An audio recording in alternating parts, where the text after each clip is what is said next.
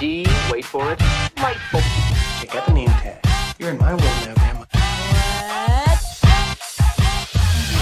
What's up, nerds? So I saw Reminiscent this past weekend, and I pay for HBO Max, and I've decided, even though a bunch of people have probably put out their reviews, I'm still going to put out my review because I pay for it, and if I'm paying for it, I'm putting my thoughts out into the ether.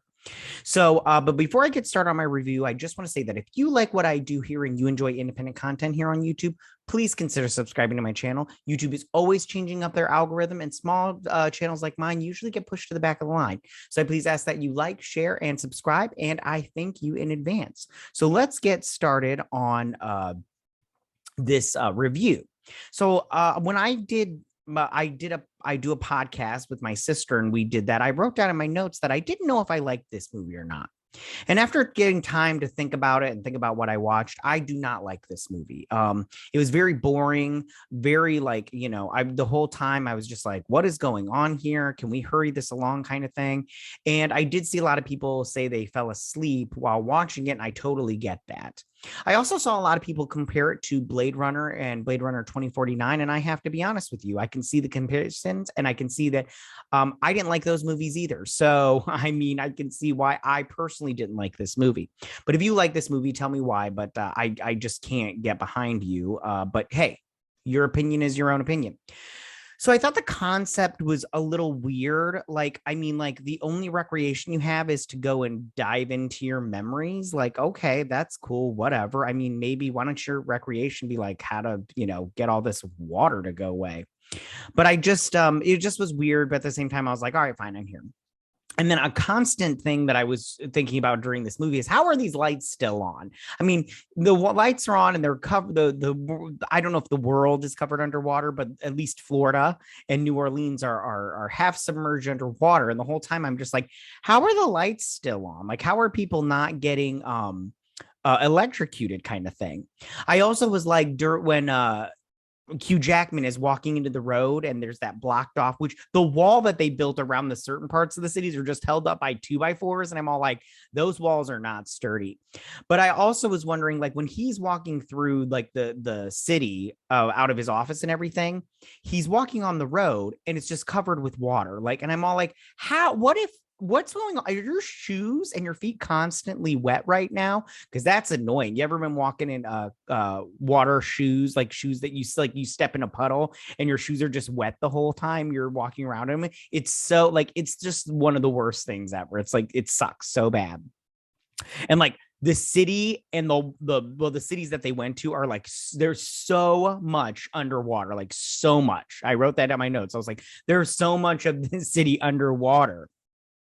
So now I know that the girl, and when watching this movie, I knew that the one girl, I don't remember her name, but the girl, she kept going back on a weekly basis so she could be in that memory with the man. What did Thandiwe Newton's character, she's like his wrinkly old ass and everything.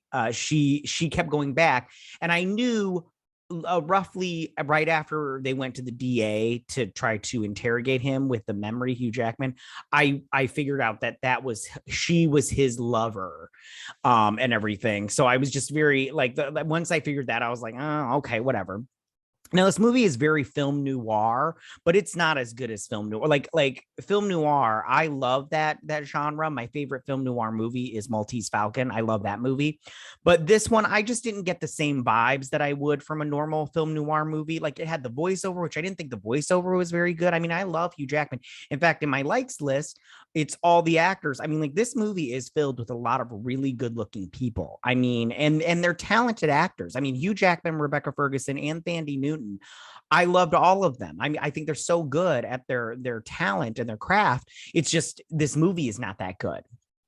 So that's my problem. You stick a movie with talented people and good looking people. They're all so good. Even oh gosh, what's the guys? The bad guys in the movie, even they're good looking, and I'm just like, this and the DA lady, I don't remember, and her assistant, I'm like, oh, these are just all good looking people in a bad movie. So I don't know what to tell you there. I also like Ferguson singing. She actually got to sing in this one when she was in The Greatest Showman. She did not sing. I don't remember the name of the woman that sang that song or sang the song for her, but she did sing in this one. And I thought she was very good with that. I was like, from now on, sing in your own movies if there's a song and everything.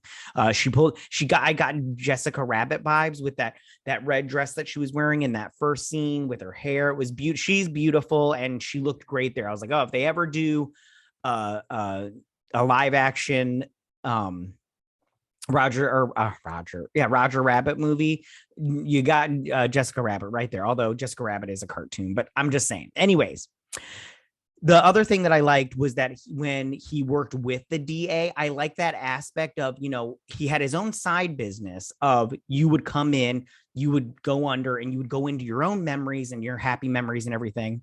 And then he also had a side gig where he'd go to the DA's office and he'd interrogate criminals to figure out what was going on. I liked that concept. I thought it was very smart and everything, but it just that's all I got there. I also like the mystery of it, but it was a little too easy. Like I said, I figured out the one woman and I just figured, I thought it was the mom, the wife of the gangster guy. I don't remember the Baron. I thought it was his wife that wanted her killed. And I didn't realize there was a love child, but once you get into with the mom's all crazy and stuff in that little clock shop and everything where she's living that memory with all these actors, I figured out very quickly that I was like, oh, it's not her, it's the son. So the mystery of it wasn't that great, but I do like a little mystery and everything.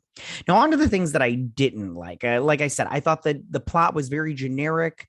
And, with the love affair and the love child and the murder and everything, I just thought that it was very generic and everything. I thought that his punishment at the end for basically killing that man, even though that guy was a total douche, and I don't remember the actor's name or the character's name because I didn't write it down, but even though he was a total douche, you can't just be killing people, or in this case, putting them in brain damage or whatever he did. And his punishment was he gets to live in his happy place. And I'm all like, that's his punishment, to be happy forever, but he doesn't, like, he's not living in the real world, but he lives in his little memories. I'm like, is that really punishment? And is it punishment enough? And I asked myself this question: is most of the world underwater, or is it just these cities on the edge, in this case of America, for instance, Florida and New Orleans? Those are the only two cities we go to. Is it just the East Coast / the West Coast? What is going on in Middle America? They don't explain these things, and they don't have to for the movie's sake. But I did ask myself a question, like, if these cities are half underwater, why are you staying in them? It doesn't look like a fun place to live, so why stay there, But I mean, at the same time, like I was asking, how much of this is underwater and, all that stuff. I also wanted to know, how would you work? Like, besides him and his job of sitting in your memories, how would you work? I mean, and everybody's partying at night because they don't like the heat of the day, but I'm all like, what's the difference between that and now? And what kind of a job would you have besides a memory giver or whatever his title was? Would you still go to like a factory and work, but above water? What's going on there? And they don't have to explain that stuff, but these are questions I was asking the whole time while I was doing it. Now, I did think this movie was fun, but every time I describe a movie and I say it's fun, it's probably not a good movie. If that's what you're going to, this was a fun movie. Really? Was it?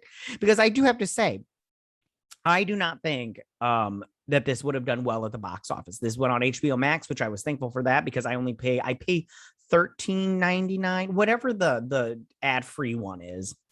It's the same as Netflix, that the cost and everything, but I pay for that one, and that's cheaper than me going to the movies. And I'm glad I didn't go to see this in the movie theater. I wouldn't have either. But it just, because it wasn't a good movie, and I do not think, and it didn't do well at the box office, but I don't think it would have done well at the box office if it was only in theaters and there was no pandemic. I don't think it would have done well. And I also have to say, I will never watch this movie again. I mean, if I did, it's because I need to get a scene from it, or I need to watch it for a line or something like that. I would not watch this movie again. I can tell you that right now. I do want to say one more thing in the things that I did like. Thandie Newton's shootout fight scene in the New Orleans bar with I don't remember the character's name or the actor, but that was really cool. Thandie Newton did a good job there. I really liked it a lot. So that is my review for Reminiscence. That is streaming on HBO Max and in theaters right now. And I listen, if you liked it, tell me why you liked it, because I'm always interested in that stuff. You will not sway my opinion, but that doesn't mean that I don't respect your opinion. And I do think that you can like this movie and we can still have that talk and stuff. And maybe you can explain some things.